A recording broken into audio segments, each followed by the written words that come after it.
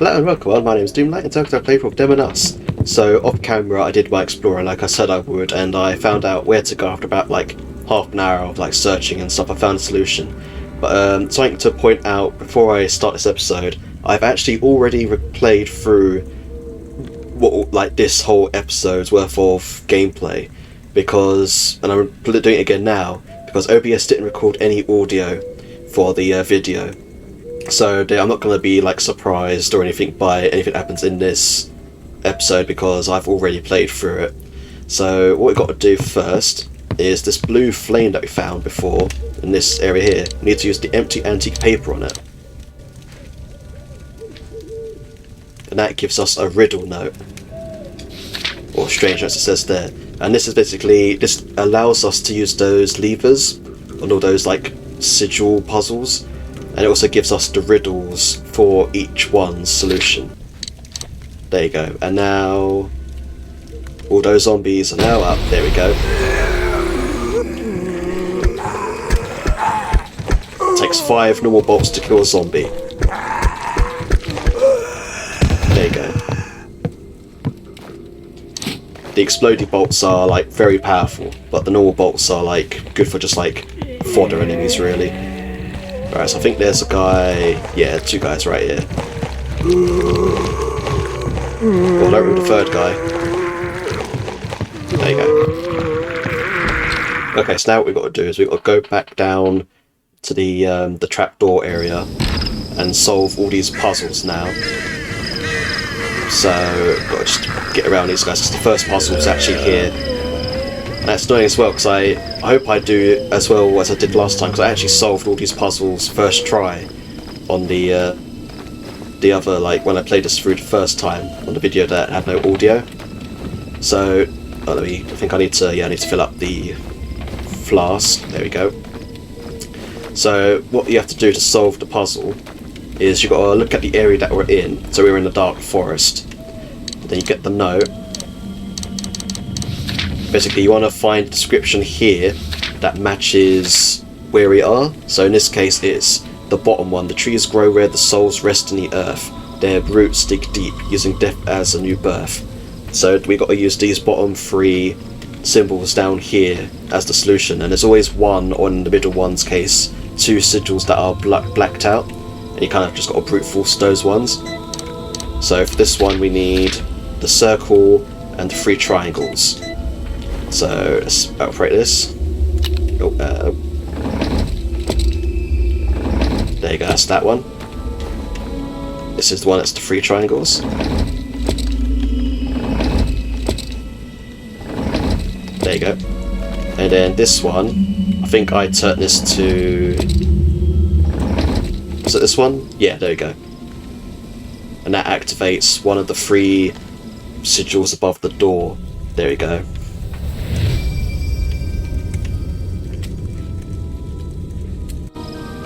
So now we can just head through here and go down the other paths. I also found out where to put the darkness medallion. It goes in that like one like circular building that has all the indents going around it. I won't do that yet though, because it doesn't unlock anything. Just put in the one in. I could do that later.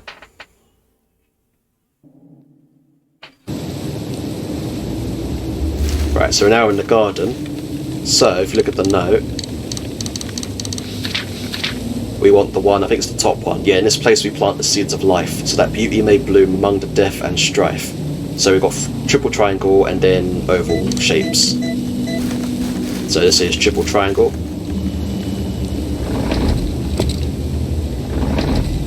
There you go. This is the oval shape one. Oh no, wrong button. There you go. And then this one, I think, was the 3 circles. Yep, there we go. That opens up the one on the right. Yep. So just got the one left, and that's the one that's actually on the path to this door.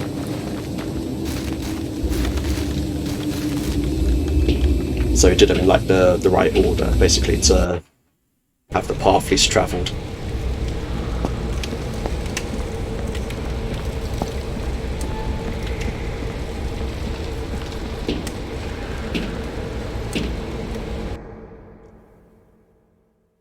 So this was in theory, the hardest one, because it's the one that has 2 sigils blacked out.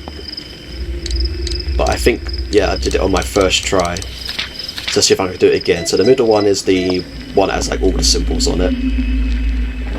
This one. And I think I just did 1 down on this one. No, 2 down. I think I did that one. And for this one I did... Is it the circles? Yeah, there you go. Right, so I did first try both times. That's good. You see me like rubbing my like forehead a lot as well. It's because it's very hot at the moment. So I'm sweating up a storm. Right, and we're literally on the way here. What I'm going to do in preparation for this though is equip the explosive bolts. Because we've got an encounter here from a familiar face. You can already hear the music going on.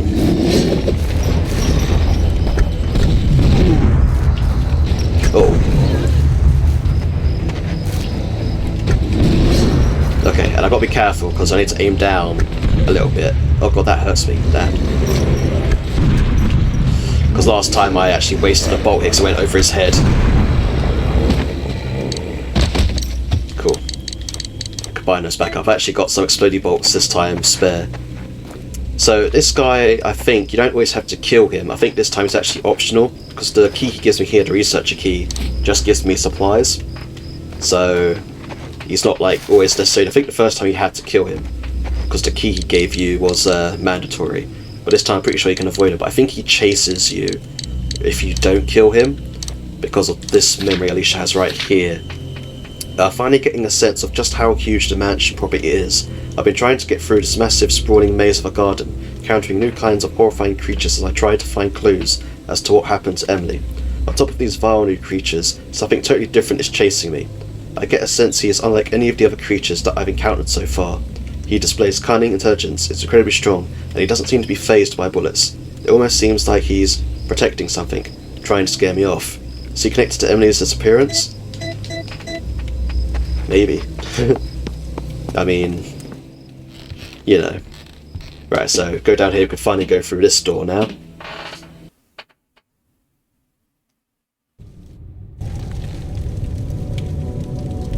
Oh, there you go. And this will take us to the catacombs. Here we go. It's for the most part uneventful here. I think the only things really is the guys that teleport in. Although we've got a little scene here now.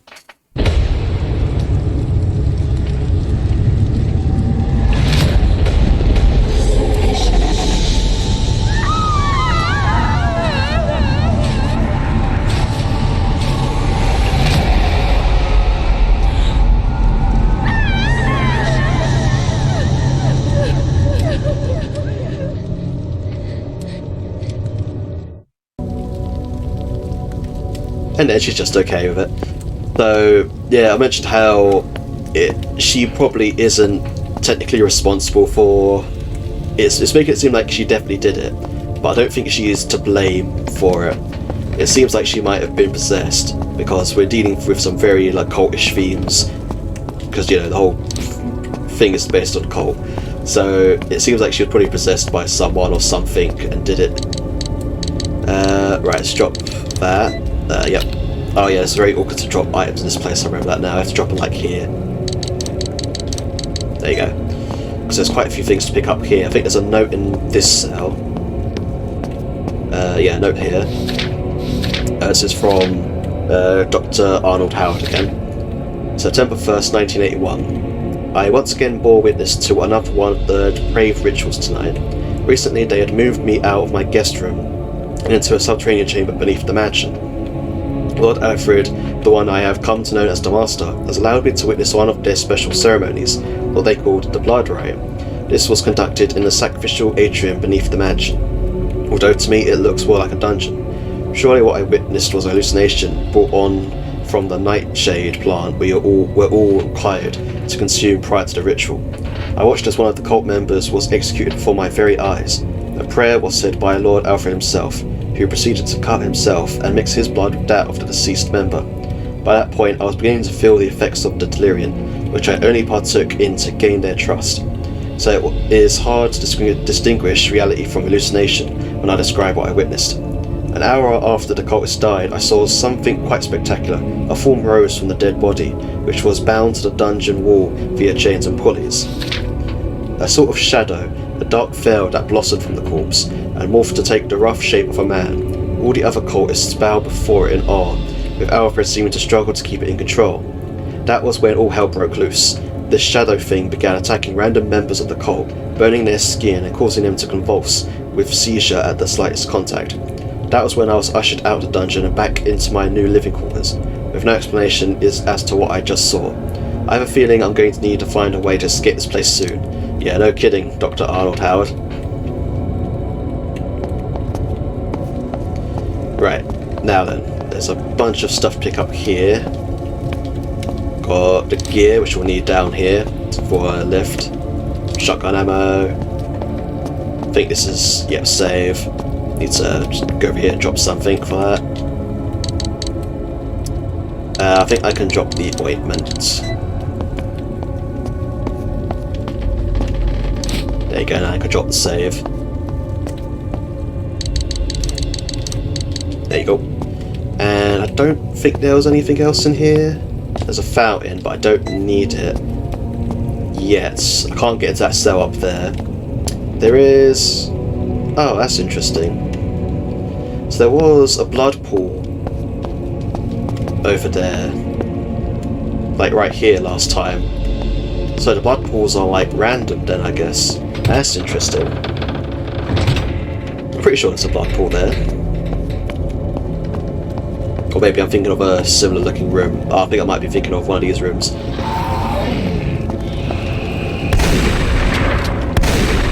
Yeah, I'm thinking of that pile over there.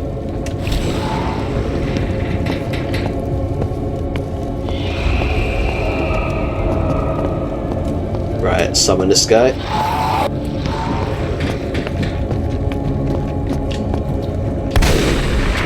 Ah, nice hit.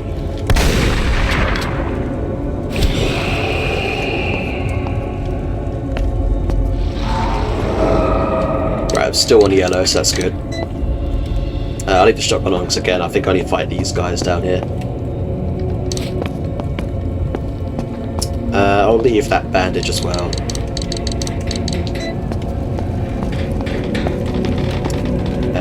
More bowgun bolts, yep.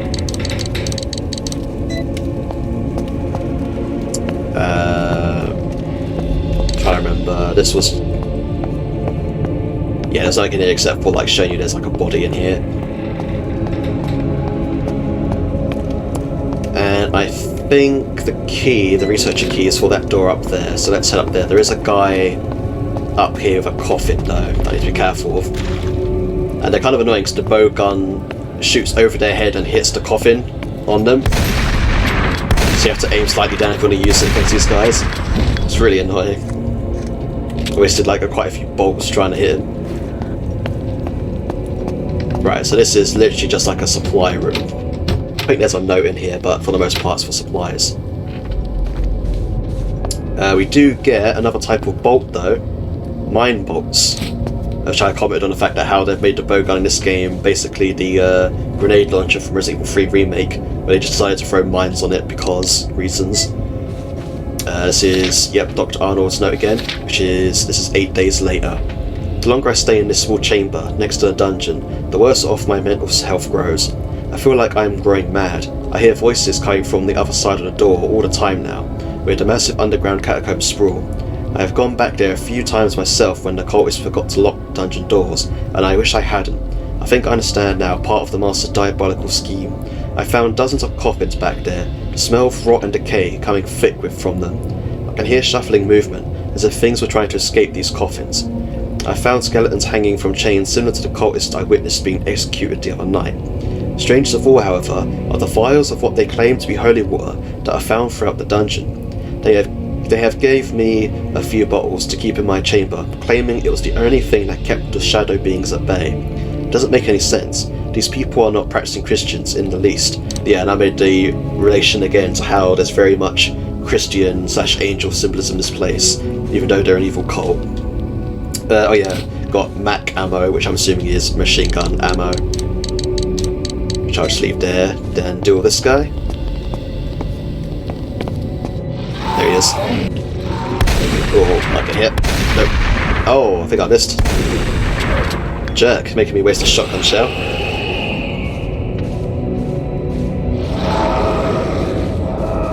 Right, but I think that was it in this room. There was nothing else to get from what I remember. Don't think there's like a final hidden anywhere or anything, no. Okay. Time to move on.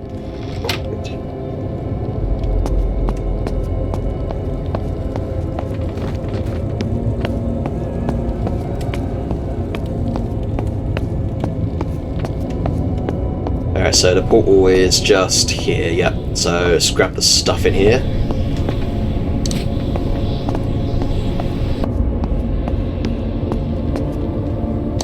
Hang on bullets, that's right, just drop that. Pick those. And I think there's a save. Oh god, I'm stuck. Was there a save on this table? No, there wasn't, no. Okay. So let's head in. Just to dump stuff off and retrieve the stuff.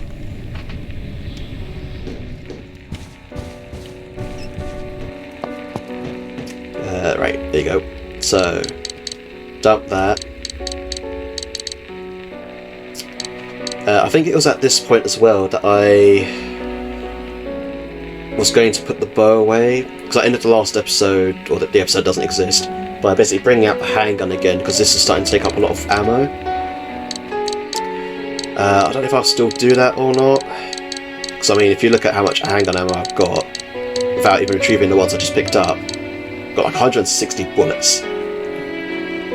So I could just like bring out the handgun, save the space with the ammo types, and also just have a reason to blast away enemies like zombies. I might do that. There you go. And let's retrieve that.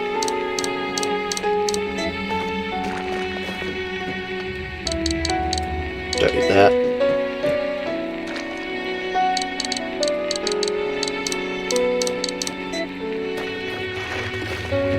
Cool. Got a lot of ointment and bandages in the box now, it's good. I could bring out a ointment now just to quickly... There you go, do that. There you go, just to top myself up some more. Right, okay. I will keep the shotgun on, because I think I need it a couple more times, or maybe once more, in this area, before I can sort of go back to the handgun. Because that's the thing, it's to the point now in this game where, apart from like zombies, or if you've got like a single dog by itself, handgun's lost its effectiveness quite a lot. I think, yeah, all these cells are like closed off.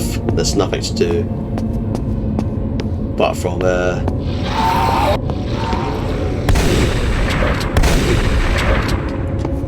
these guys as well. When they're like starting their attack, they have iframes that are really annoying. Oh, hi guy, I don't remember you coming down to meet me last time. Oh, that was close. I almost wasted the shot there. Also, this is a weird little touch. This door is locked from the other side. Look through it.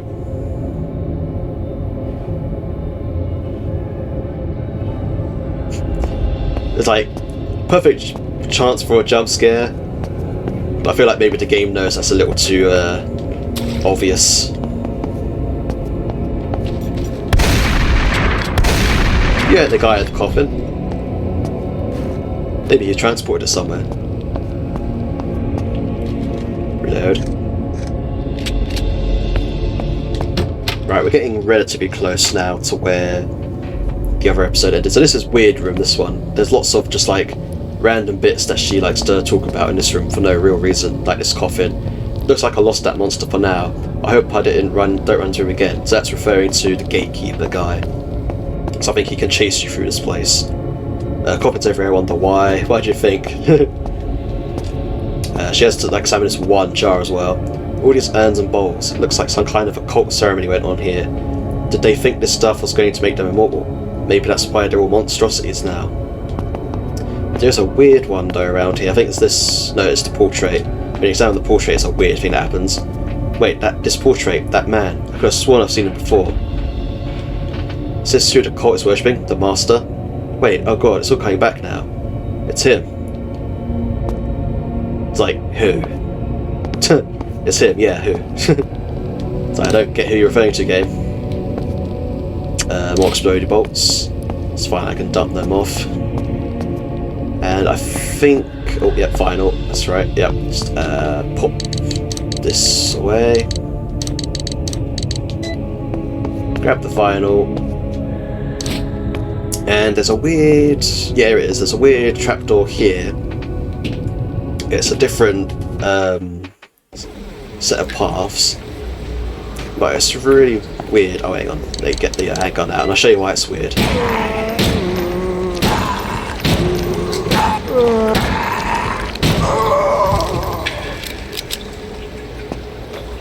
Yeah, I think I still used the bow gun on these guys when I was here last. Right, so this door was locked. Yeah, it's not from the other side. That's not the weird thing. The weird thing is down this corridor where this path leads.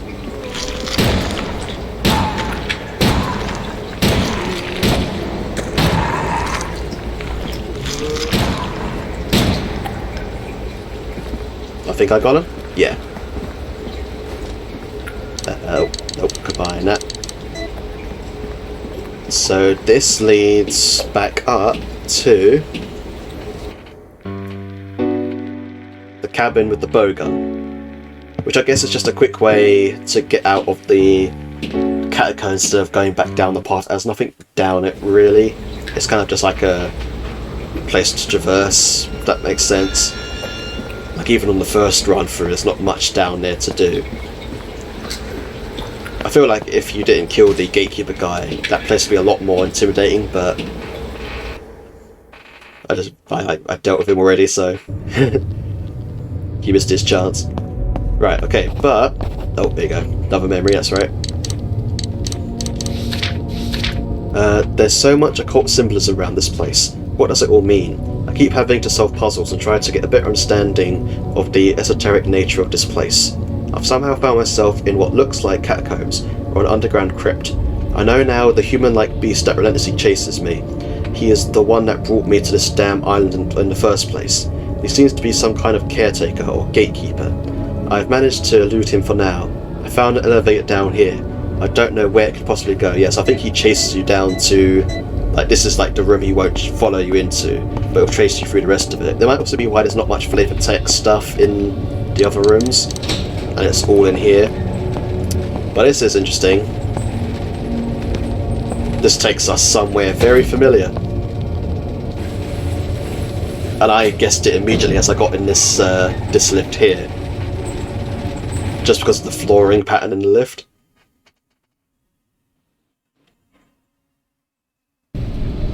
We're back in the mansion, baby.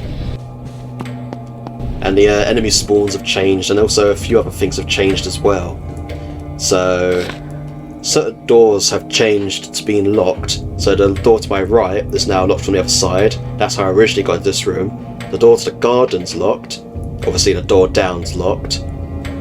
And there's also some doors that are now open, such as that door on the second floor just there.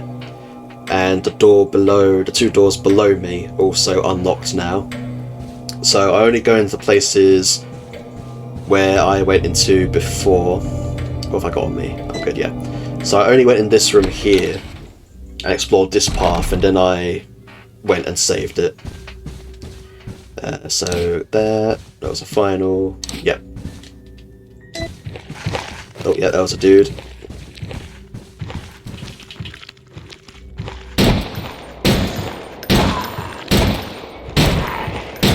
Should have enough space for this.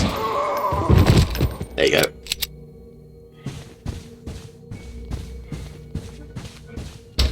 and then this was the last room I explored before going back to the portal and saving it.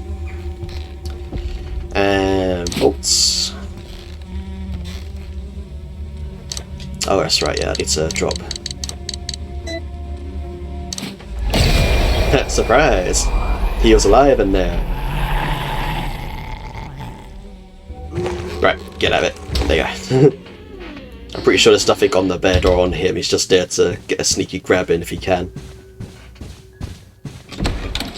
Right, okay, but that is everything, I believe, that I explored in here in the last episode. So I'm gonna head up here, go through the portal and save it, and that's where I'm going to call this episode. That way in the next episode I can play and have a like a no understanding of what's happening next sort of situation, because I feel like I've sort of been like dashing through this part because I know where everything is, and it's sort of that's the Pluto key, by the way, I don't know if I said that. And yeah, it's not been I've not been like examining everything, because I know there's not a lot lying around and stuff, if that makes sense. Right, I need to save over 14. I did 2 saves in the last episode, and then after I have to save over 15 to make that right. Okay, so now we're all caught up. I've not played anything past this point, so next episode will be blind again. Sorry about the no audio thing and making this video not a like a blind playthrough technically, but we'll get back to it in the next one, assuming OBS doesn't mess me up again. But yeah, I hope you enjoyed this video. If you did, have a like and a comment. If you haven't already, why not slap the subscribe button? It's totally free and helps the channel grow. Thank you for watching, and I'll see you in the next video. Have a nice day.